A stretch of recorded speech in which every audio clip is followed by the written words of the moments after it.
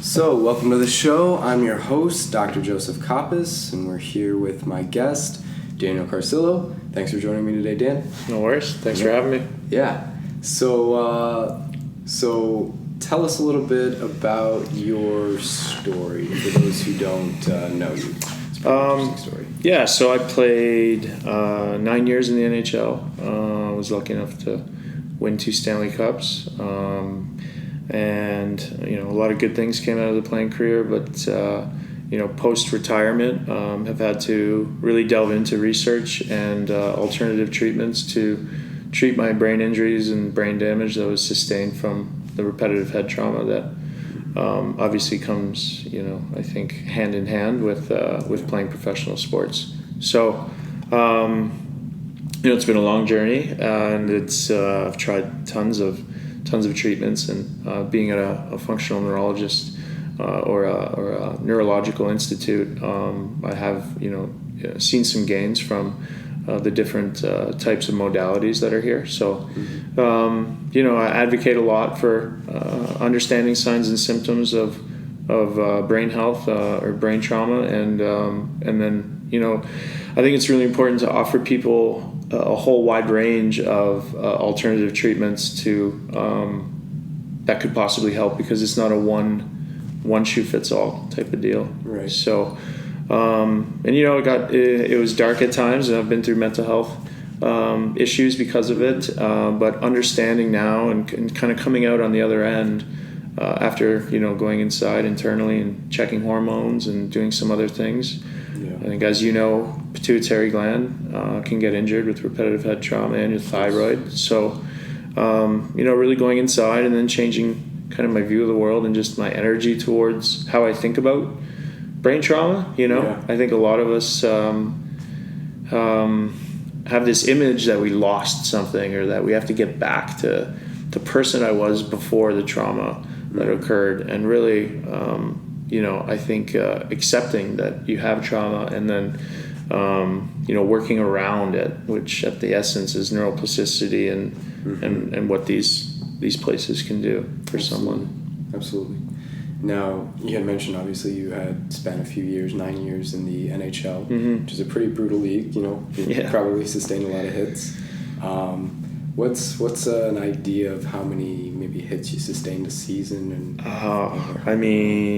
429 regular season games. I think 40 or 50 or so playoff games, but hundreds, thousands. Subconcussive, concussive blows confirmed, 7 concussions. A lot. And with that comes brain damage, and with brain damage comes cognitive dysfunction, and things like insomnia, light sensitivity, slurred speech, loss of appetite. I think I checked off 18 of the 20 symptoms, and then rolled the dice. Anytime you wake up, you could have a laundry list of 1 is a good day, and 18 is a bad day. Yeah. So. And a lot of times 1 concussion is enough to do someone in, let alone 7 on top of, or 7 or diagnosed, I suppose, and on top of all these other subconcussive blows. So that starts to build.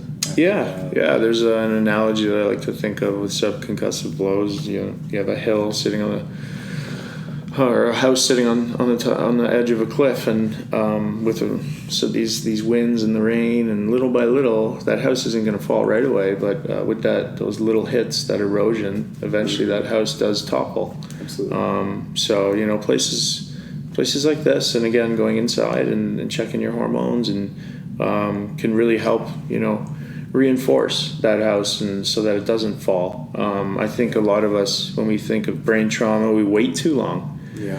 There's no reason that you have to have 18 of the 20 symptoms until you get, until you get into help, and until you start exploring this world of alternative treatments. Absolutely.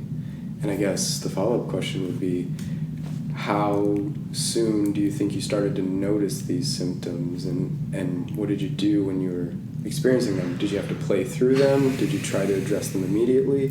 You know what? Like, we were so uneducated about, like, nobody said concussion, even if you had one, you know, and we didn't get any education. And, you know, I think if you look at what's happened with the NHL lawsuit, that you'll see that they withheld this information from us, because in all reality, I think you know how serious concussions are. And if people know that and parents know that, then they're not going to sign their kids up. And hockey guys, maybe after the 10th concussion, they might start thinking about retiring. Just, there's a lot of young kids that are walking away from the game, you know? Yeah. So, I mean, I think it's just important to understand the risk. And then if you're okay with, you know, moving forward and monetizing that, then that's on you, you know? But, you know, you've seen a lot of people, you know, suffer with signs and symptoms that they just don't understand, and then really not knowing where to get proper diagnosis and care, you know, is an issue. And throughout my playing career, you know, there was no neurologist on staff. There's no functional neurologist on staff. There was massage therapists and an athletic therapist trying to treat your head trauma, you know, and so it's dangerous, you know, and you know, you just have to be knowledgeable and do the research, you know, like when you read articles, and understand who these people are, you know, understand who these doctors are that make these consensus statements, you know, because on one hand, you know, 5.8 days was the last consensus statement in Berlin, and that you can return to work or return to play without any symptoms. And, you know, so really concussions aren't that bad, right? 5.8 days. Yeah. And then on the other hand, they have these clinics that treat concussion.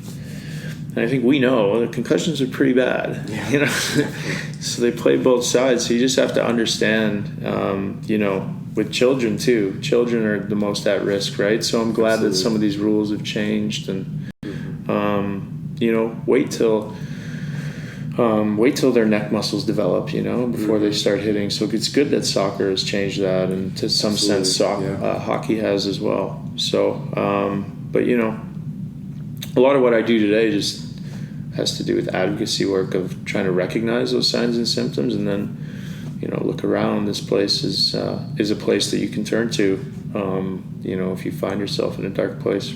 Absolutely.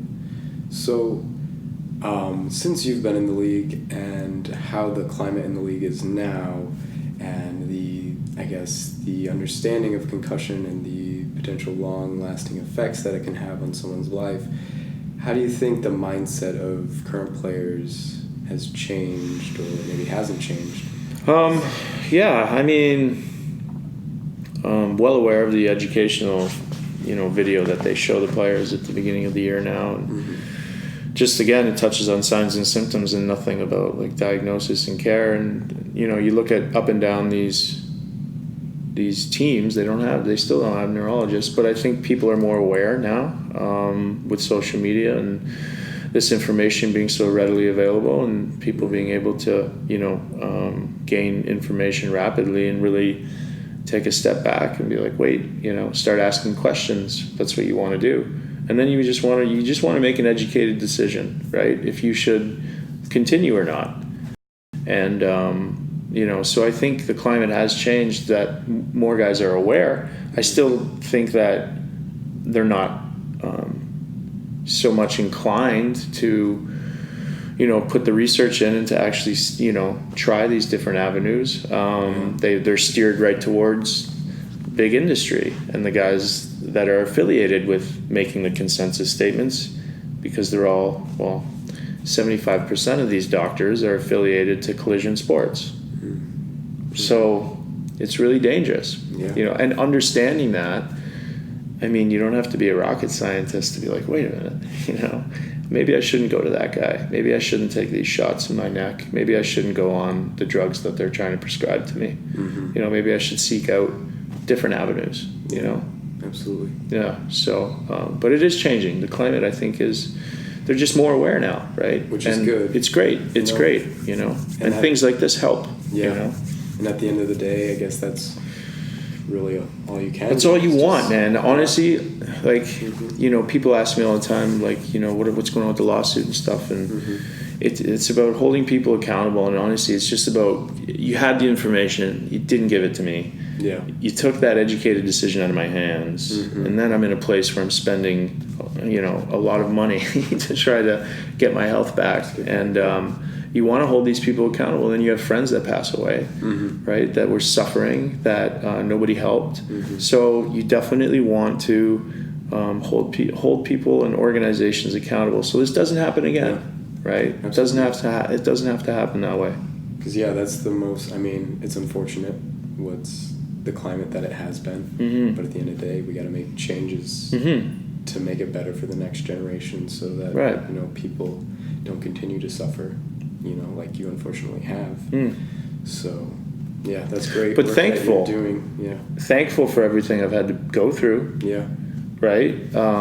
Because then now you can speak from a place of recovery. Really, that's what it's about, and you can hopefully see it and hear it. I mean, like the last year of my life was not. Wasn't roses, and people knew that, and I was angry and frustrated and sad, and that came out in some messaging, but I'm glad I did it that way, because I think people often, show like a glorified life rather than like when you are down and when you are trying to figure things out, because that's all I was trying to do, was just figure out what these treatments were, and then obviously, constant frustration sometimes setting in. It's good to show that, I think, because then now you can show what recovery looks like. Absolutely. And people can really digest it, So it sounds like your path was pretty bumpy. You tried a lot of different things. Can you touch on maybe some of the things that you tried that worked, some of the things you tried that didn't work for your particular case? A lot of things are out there. So I mean, I've done cranial sacral. That was great. I've done obviously like functional neurology and been to like places like this, which worked. Definitely felt like you build these new pathways. And I've tried more recently. What's really helped is checking my hormones, and then turning to plant medicine like CBD and mushrooms like lion's mane, turkey tail, cordyceps. All proven to be helpful with brain regeneration. And I've tried Moxa acupuncture, which is acupuncture where the needle, this moxa, is put at the end of a needle that is going deep enough into your bone marrow, so it stimulates the bone marrow growth, and it really, really helped with my neck. It was amazing. That's Linda Ho in Beverly Hills. Really phenomenal. And then regular chiropractic, ART, just, a ton of brain scans, the magnetic, blanking on the name of it, that treatment. It might come up. Dr. Amen Clinic has it. Oh, okay. That magnetic functional MRI. Yeah. Does... I think it was the functional MRI, and I did a SPECT scan. What else? I do reflexology, if I ever have bad days, and that's simple stuff too, because there's these big things that you can do that cost money, and then there's also people that don't have the money or the luxury, so they need outs too, right? So what can you do if you are having symptomatic, and so I also implore people to some of the stuff that I wasn't doing in the first 3 years of my recovery was checking my diet, what I eat, learning about my gut, and the gut brain axes, and I think that plays into it, especially if you do have a chemical imbalance after a traumatic brain injury. So really again, just going inwards, and obviously, keeping up with some type of memory tests and a peak memory type of app. Really meditation's helped a lot. It's been a long journey, but really feel like the last 5 months of my life they've been the best 5 months physically and mentally. So excellent. Grateful for that, and grateful for recovery, and I'll just kind of keep moving forward now. And if I feel like this, I know I could feel even better, So absolutely. I just stick with my protocol that I'm on, and working with plants. I grow my own medicine, growing my own CBD. Right now I'm like just looking at a farm to bring a mycologist on and bring an herbalist, and so just being sustainable and growing my own medicine, and awesome. It's fun to be around life. Absolutely. So that helps to purpose, right? Well, I'm glad you brought up all the different aspects that you've tried, because there are so many different factors that go into concussion and concussion rehab, especially hormones. That seem to be a big thing for you. Obviously, the stuff we do here with the neuroplasticity and rebuilding pathways, diet, all huge stuff. So, how many different practitioners do you think you've seen or had to trial and error with? Carrick Institute trained guys. There's been a lot. Well, just in general. Quite a few. A lot.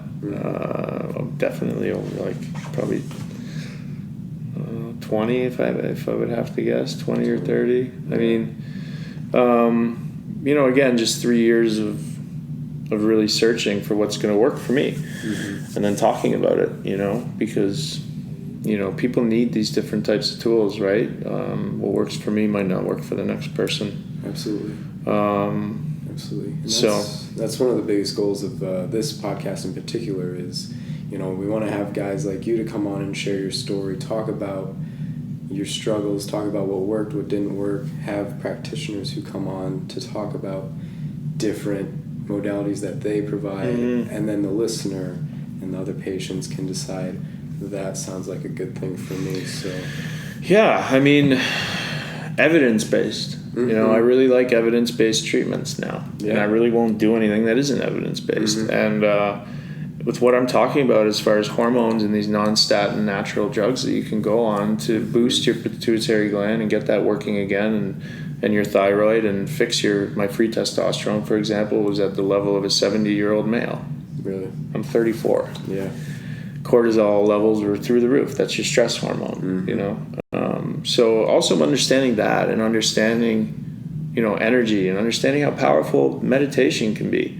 Yeah. Just breathing, making a gratitude list. Like, simple stuff can really change your view of the world. And I think it's important to talk about that because, some people who might listen to this podcast or watch don't have the means, to come to a place like this, or seek out other treatments like moxa acupuncture, or these rather expensive treatments. But the good thing about some places is they work with insurance, and so but there's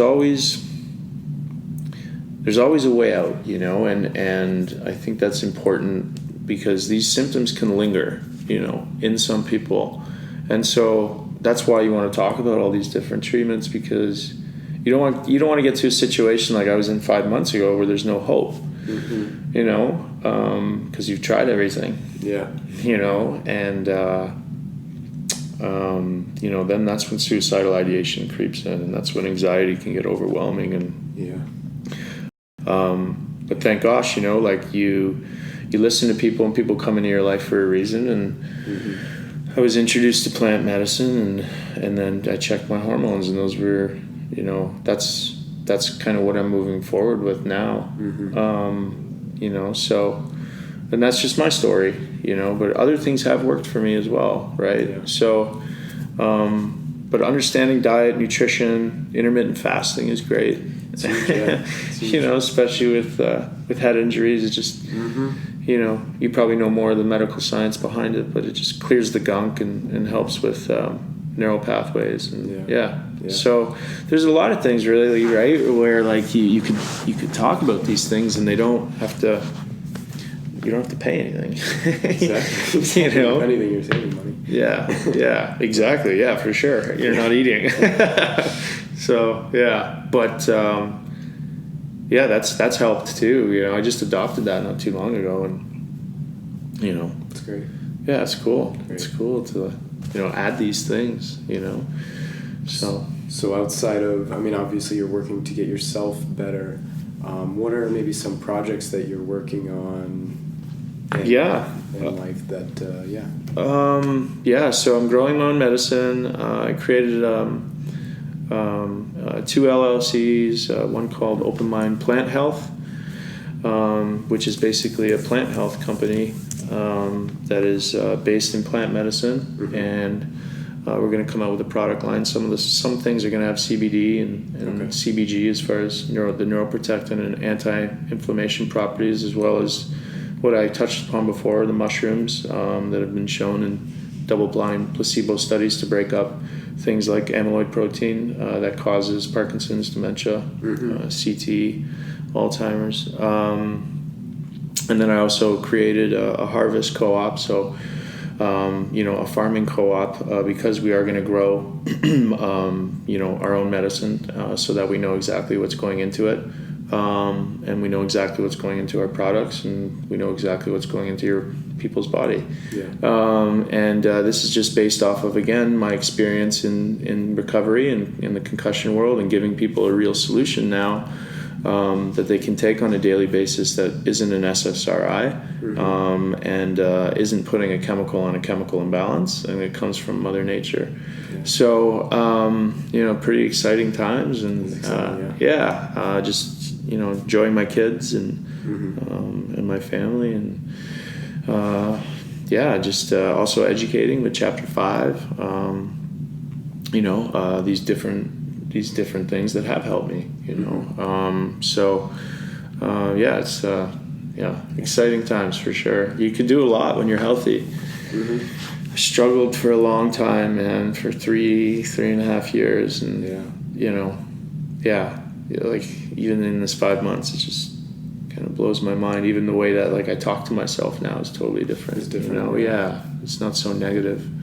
It's not so downer. It's not living in this injury. I've had these injuries. Yeah, you have had them. But even if you didn't, don't you want to grow as a person moving forward? Absolutely. Yeah. So why was I too so stuck on that? Stuck on I want to get to the Daniel who was 16. I got dropped off in Sarnia. Forget about that. Yeah. So you're causing yourself this angst just by the way that you think about these injuries. Absolutely. So it's important. It's important to talk about that shift, I think, too. So it sounds like you've been able to kind of come to grips with accepting the new you, more or less. And and I love it. Yeah. And I've never felt better, and I'm 34. To the point where even when I was 21, I was an NHL player making, good money, and I've never felt better. Great. Never felt more creative. Never had more energy. Never been more empathetic, never been more patient. It's just unreal, man. Never been able to create even up to the point of what I've done as far as on the farming side and these relationships and curate, and it's just exciting, man. I'm very happy to hear that, because obviously we've heard your story today. We've seen how far you've had to come to get to this point. So just to demonstrate that for other people, that there is a light at the end of the tunnel, that they just have to keep working towards it.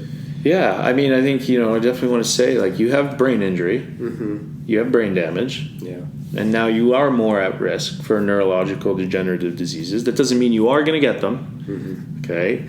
And it is not helping anybody to live in that space of trying to figure out who you were before, what you can do, and what I think plant medicines have helped me do is, help me with that sense of self and with my default mode network, and not live in that thinking mind so much, and just moving forward. It's excellent. So we're almost out of time, but I just wanted to give you the opportunity to give us any final parting thoughts about anything you may have touched on today. I mean, I think, if people are listening, to this and have made it this far in the interview, then there's always another avenue to try. Yeah. And try not to lose hope and reach out. And that first step is acceptance that you have an injury, and then moving forward, in a positive manner, truly believing that you can get better. Because if I can get better with all of the hits that I've had to the head, I'm about to do this EEG, right, to figure out if my alpha has gone down, because I definitely feel like it has. Yeah. Then anybody can get better, right? So absolutely. Yeah. Well, thank you for that. Yeah, man. Thank you. And if you had any resources that you wanted to leave people with, or any way to... you can go to chapter5foundation.com. There's a bunch of TBI resources there, and then as far as the new stuff that I'm working on, if you are more interested in figuring out or finding out the medical research behind what I'm talking about with plant medicine, you can go to Johns Hopkins University and check out their publications and the over 60 studies that they've done. Just keep an open mind, about treatment, about everything, because I think, it might be a little cliche, but with an open mind, you can always move forward. You won't be stuck in the past because you're looking for different alternatives, and all of these different modalities that we've talked about can help, and no excuse not to try them all. And you can also just put music on and go cut the grass. Some simple stuff like staying in the moment can really help with recovery. Absolutely. So absolutely. Well, I want to thank you again for coming on to the show today and sharing your story, offering a beacon of hope for all these people that may be listening right now. I wish you continued success and health and in your journey. Thank you. Thanks, man. Yeah, appreciate it, bro. It was fun. Yeah.